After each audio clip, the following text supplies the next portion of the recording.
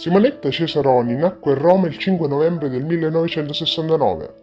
Vive nel quartiere di Don Bosco, zona Lamarro, insieme alla sua famiglia, composta dal padre Claudio che lavora presso una compagnia di trasporti, la madre Anna casalinga e la sorella Paola. All'epoca dei fatti Paola aveva un fidanzato di nome Antonello. Anche Simonetta era fidanzata con un ragazzo di nome Raniero Busco da qualche anno. È l'estate del 1990. Simonetta è una bella ragazza, folti capelli scuri e occhi scuri. È una tipa riservata. Lavorava come segretaria presso la Relisas, gestita da Ermano Bizzocchi e Salvatore Volponi, con studio commerciale sito in zona Casilina.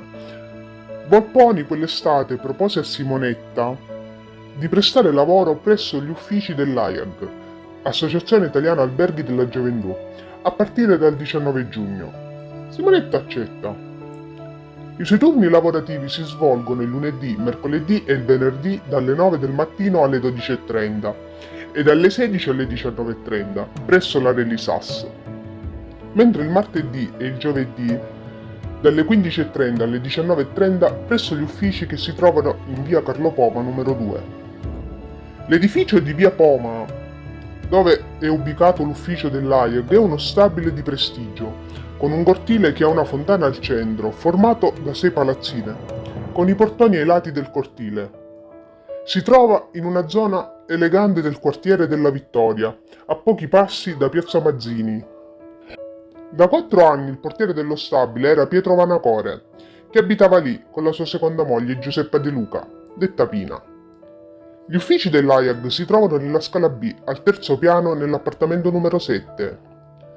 La mattina del 7 agosto 1990, Simonetta si alza, si prepara ed esce di casa. Si reca nella sede della Relisas, in via Giovanni Maggi 109, e discute col suo datore di lavoro, Salvatore Volponi, delle ferie.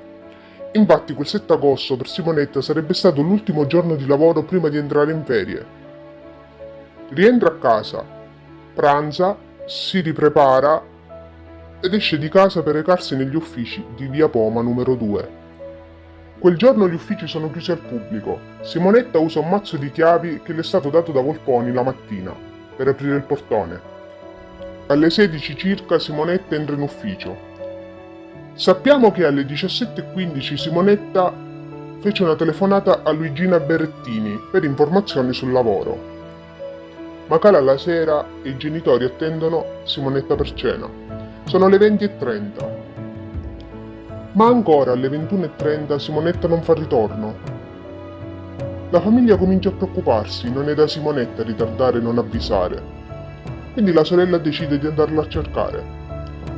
I genitori di Simonetta contattano Salvatore Volponi per farsi dare il numero degli uffici di via Poma. Volponi risponde che non conosce il numero degli uffici. Allora Paola, insieme al fidanzato Antonello, si dirigono a casa di Volponi. Paola dice a Volponi che devono andare a controllare gli uffici di via Poma. Allora Volponi, insieme a suo figlio Luca, si unisce a Paola e al fidanzato e si recano tutti e 4 all'ufficio di via Poma numero 2. Sono circa le 23:30, il portone è chiuso.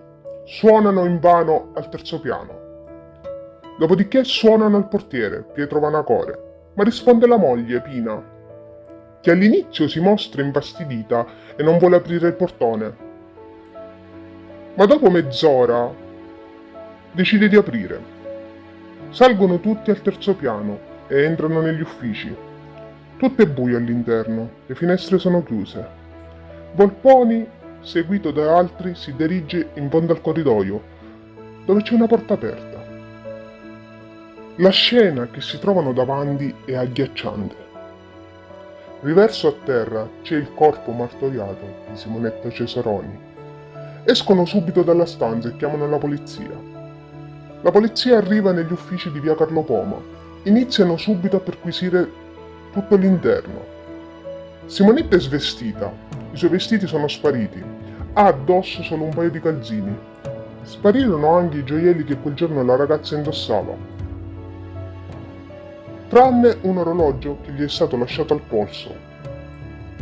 Presenta numerose ferite. La stanza è stata ripulita dal sangue, infatti in bagno trovano stracci inzuppati di sangue. Vengono trovate anche tracce ematiche sul telefono e sulla maniglia della porta. Vicino alla porta d'ingresso c'è la borsetta di Simonetta e le sue scarpe messe in ordine. Dentro la borsetta di Simonetta l'unica cosa che manca sono le chiavi degli uffici. La polizia presume che l'assassino abbia preso le chiavi per far ritorno sulla scena del crimine. Proseguono le indagini e vengono interrogati i portieri che forniscono i propri alibi. Quel giorno, il 7 agosto, a mancare all'appello era Pietro Vanacore, che non era presente. Quando venne interrogato dalla polizia, fornisce testimonianze confuse e per quel giorno non ha un alibi. Gli inquirenti sospettano di lui. Il 10 agosto infatti viene arrestato e sequestrano pure i suoi vestiti. Sui vestiti di Vanacore viene trovato del sangue, ma non è il sangue di Simonetta, ma bensì il suo. Per 3 giorni Vanacore ha indossato gli stessi vestiti, dal 7 agosto al 10 agosto. L'assassino allora non poteva essere lui, perché commettendo un delitto del genere i suoi vestiti si sarebbero sporcati di molto sangue.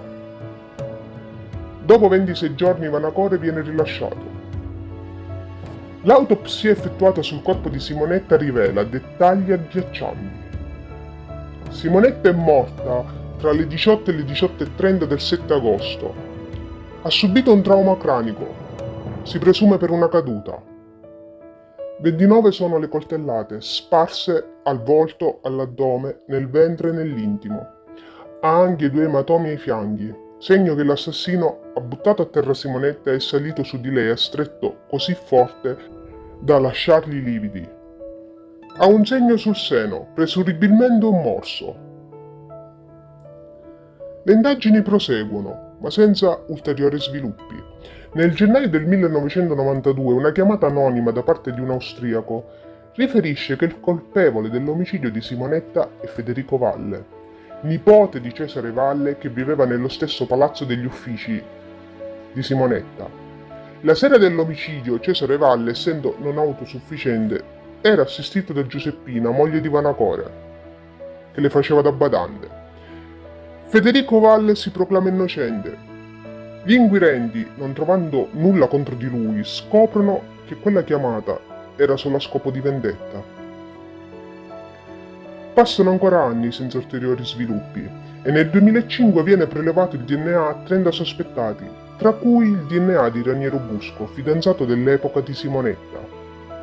Raniero Busco nasce a Roma il 17 ottobre del 1965. La sua storia con Simonetta non era proprio rose e fiori. Infatti Simonetta aveva organizzato le sue vacanze da sola, perché lui appunto andava da solo in vacanza. Nel settembre 2006 i RIS di Parma riesaminano le prove sui reperti di Simonetta. Viene trovata una traccia biologica, forse saliva, un DNA maschile, che nel gennaio del 2007 c'è un match. La traccia biologica compacia perfettamente con il DNA di Raniero Busco. Dopo questa scoperta Raniero è il primo sospettato delle indagini. Nel 2011 viene condannato per omicidio volontario aggravato dalla crudeltà, a 24 anni di reclusione. 3 giorni prima del processo, Pietrino Vanacore viene trovato morto in acqua. Insieme al suo cadavere viene ritrovato un biglietto d'addio, con scritto 20 anni di sospetti portano al suicidio.